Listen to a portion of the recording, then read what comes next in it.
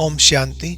होली के उपलक्ष्य में मधुबन बाप दादा मिलन पर जो अव्यक्त मुरली चली, उसमें खास बाबा ने कहा कि इस लास्ट टर्न से पहले हर एक ब्राह्मण बच्चे को एक कार्य अवश्य करना है, और वो क्या है वो हम लास्ट में जरूर सुनेंगे। फिर बाबा ने एक और बात की तरफ अटेंशन दिलाते हुए कहा कि प्रकृति अभी और भी कुछ दिखाने वाली है, लेकिन तुम्हें घबराना नहीं है। तो क्या करना है, ये सारी बातें आज की मुरली में हम सुनेंगे। बाबा ने सबसे पहले कहा कि संगम के हर एक मिनट और हर संकल्प का कनेक्शन 21 जन्मों से है। तो अपने दिल से पूछो, इतनी वैल्यू इस समय की रहती है? बाप जानते हैं कि बीती को याद करने से बच्चों के व्यर्थ संकल्प बहुत चलते हैं, इसलिए आज से बीती को बीती कर सच्ची होली मनाओ। अगर सदा प्रभु रंग में रंगे रहो तो संगम युग के एक एक संकल्प और एक एक मिनट को आप सफल कर सकते हो। फिर बाबा ने विषय को चेंज करते हुए कहा कि अभी प्रकृति बड़े रूप में अपना कार्य करने वाली है, क्योंकि मनुष्य आत्माएं इसे तंग करते हैं तो प्रकृति भी तंग करना शुरू करती है। इसलिए बाप यही इशारा देते हैं कि जैसे मायाजीत बनने का अटेंशन रखते हो ना, तो ऐसे अब प्रकृति जीत बनने का भी अटेंशन रखो। आपके पास संकल्प शक्ति तो है, तो अब मन के शुभ सतोगुणी संकल्प द्वारा इस प्रकृति को भी सतोगुणी बनाते रहो। अब तुम्हें बहुत मनसा सेवा करनी है।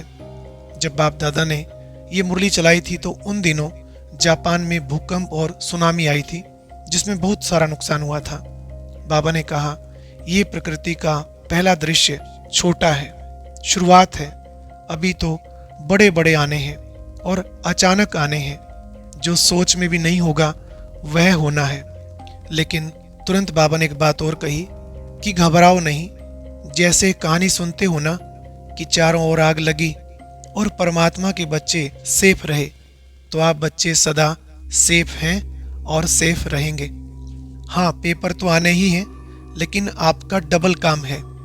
एक तो निर्भय होकर उनका सामना करना, और दूसरा अपने भक्त और अपने दुखी भाई बहनों की मनसा सेवा करना। बाबा ने कहा, आपका तो सोमान ही है विश्व कल्याणकारी। रहम आता है ना, तो अब थोड़ा टाइम निकालो, सेवा करो। इसमें अलबेला नहीं बनना। जिन्हों को आप सकाश देंगे वही आपके भक्त बनेंगे। इसलिए अटेंशन देकर ये कार्य, ये सेवा करनी ही है। जैसे अमृतवेला योग, ट्रैफिक कंट्रोल को आप महत्व देते हो ना, ऐसे इस बात को भी इतना ही जरूरी समझो। तभी तो वह आपके लिए दिल से गीत गाएंगे कि वाह परमात्मा बच्चे वाह।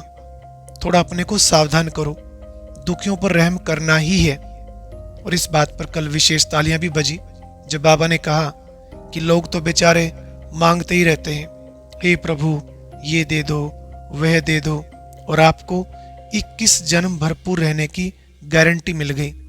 इसलिए अब थोड़ा सा समय निकालो, सेवा करो। जो आपको मिला है वह अपने भाई बहनों को दिलाओ।